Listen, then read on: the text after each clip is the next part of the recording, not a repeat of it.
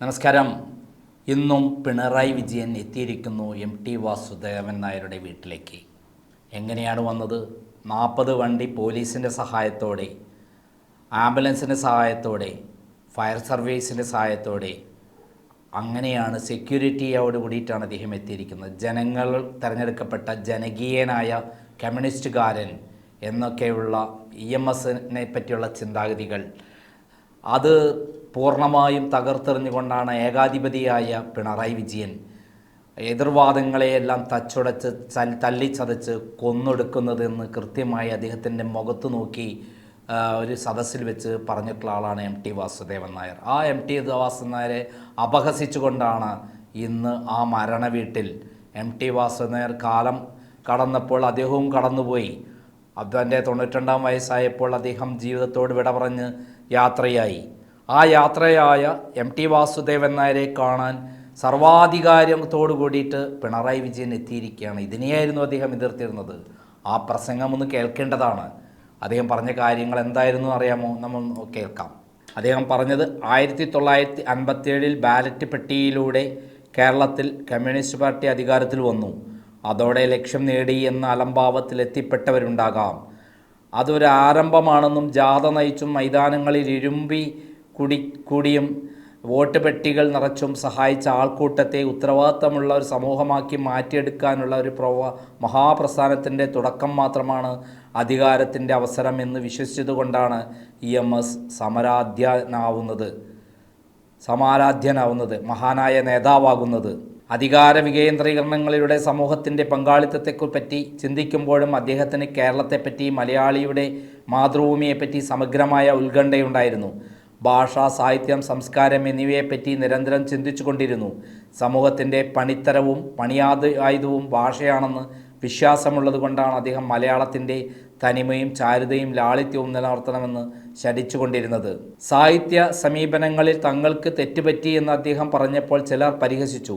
അദ്ദേഹത്തിൻ്റെ ആദ്യകാല സാഹിത്യ സിദ്ധാന്തങ്ങളോട് ഒരിക്കലും എനിക്ക് യോജിപ്പുണ്ടായിരുന്നില്ല. പക്ഷേ തെറ്റുപറ്റിയെന്ന് തോന്നിയാൽ അത് സമ്മതിക്കുക എന്നത് നമ്മുടെ രാഷ്ട്രീയ, സാമൂഹ്യ, സാംസ്കാരിക ജീവിത മണ്ഡലങ്ങളിൽ ഒരു മഹാരഥനും ഇവിടെ പതിവില്ല. പിണറായി വിജയനെ വിമർശിക്കുകയാണ്. അഹംബോധത്തെ കീഴടക്കി പരബോധത്തിൻ്റെ പ്രാധാന്യം അംഗീകരിക്കുക എന്ന ലക്ഷ്യമാണ് ഞാനിവിടെ കാണുന്നത്. എതിരഭിപ്രായക്കാരെ നേരിടാൻ പറ്റിയ വാദമുഖങ്ങൾ തിരയുന്നതിനിടയ്ക്ക് സ്വന്തം വീക്ഷണം രൂപപ്പെടുത്താനുള്ള തുടക്കമിടാൻ കഴിഞ്ഞു എന്ന് EMS പറയുമ്പോൾ ഞാൻ അത്ഭുതപ്പെടുന്നു. രൂപപ്പെടുത്തി എന്നല്ല പറയുന്നത്, രൂപപ്പെടുത്താനുള്ള തുടക്കമിടുന്നു എന്നാണ്. EMSന് ഒരിക്കലും അന്വേഷണം അവസാനിക്കുന്നില്ല. സമൂഹത്തിൻ്റെ സ്വാതന്ത്ര്യത്തെയും വികാസത്തെയും പറ്റി എന്നോ രൂപം കൊണ്ട ചില പ്രമാണങ്ങളിൽ തന്നെ മുറുകെ പിടിക്കുന്നവരെ കാലം പിന്തള്ളുന്നു. മാറിക്കൊണ്ടിരിക്കുന്ന സമൂഹത്തിൻ്റെ സ്വാതന്ത്ര്യ സങ്കല്പങ്ങൾ നിരന്തരമായ വിശകലനത്തിനും തിരുത്തലിനും വിധേയമാക്കേണ്ടി വരുന്നു.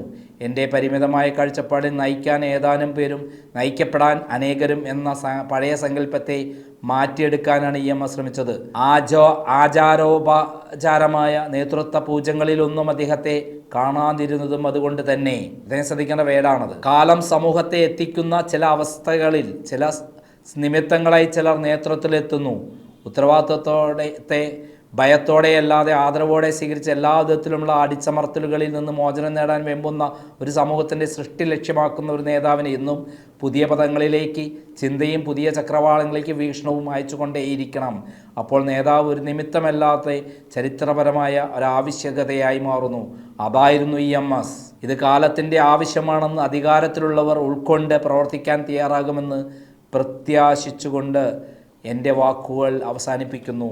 അതായത് EMSനെ ഉദ്ധരിച്ചുകൊണ്ടാണ് MT വാസുദേവൻ നായർ പിണറായി വിജയൻ്റെ ഏകാധിപത്യത്തെ, അദ്ദേഹം കാട്ടിക്കൂട്ടുന്ന എതിരഭിപ്രായങ്ങളെ ചവിട്ടിക്കൂട്ടുന്ന പിണറായി വിജയൻ്റെ അഴിമതിക്കെതിരെയും അധികാരത്തിനെതിരെയും കൃത്യമായി പറഞ്ഞത് എന്ന് നമ്മൾ ഓർക്കേണ്ടതാണ്. അതാണ് MT.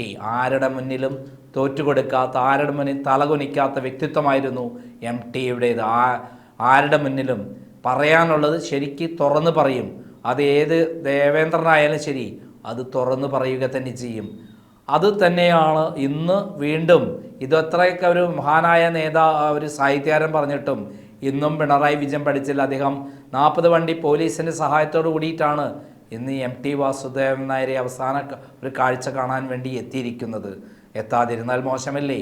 വിശ്വസാഹിത്യകാരനായ MT കാണാൻ വരാതിരുന്നാൽ മോശമല്ല. പക്ഷേ വന്ന രീതി രാശാവ് എഴുന്നള്ളുകയാണ് വീണ്ടും. അതാണ് നമുക്ക് കേരളത്തിന് പറ്റാത്തത്. ഇതിനെയെല്ലാം എതിർത്ത് തോൽപ്പിച്ചുകൊണ്ടാണ്, ഫ്യൂഡലിസ്റ്റ് വ്യവസ്ഥകളെ തോൽപ്പിച്ചുകൊണ്ടാണ് ഇവിടെ കമ്മ്യൂണിസ്റ്റ് പ്രസ്ഥാനം കെട്ടിപ്പടുത്തിട്ടുള്ളതെന്ന കൃത്യമായിട്ടുള്ള ഒരു മുന്നറിയിപ്പാണ് MT വാസുദേവൻ നായർ പറഞ്ഞത്. അതാണ് ഓരോ കമ്മ്യൂണിസ്റ്റുകാരനും ഉണർന്ന് ചിന്തിക്കേണ്ടത്. ഇത്തരത്തിലുള്ള ദുർബോധങ്ങളെ എടുത്ത് കളയാനുള്ള ശക്തിയും ആർജവും ഓരോ കമ്മ്യൂണിസ്റ്റുകാരനും ഉണ്ടാവുക തന്നെ വേണം. നന്ദി, നമസ്കാരം.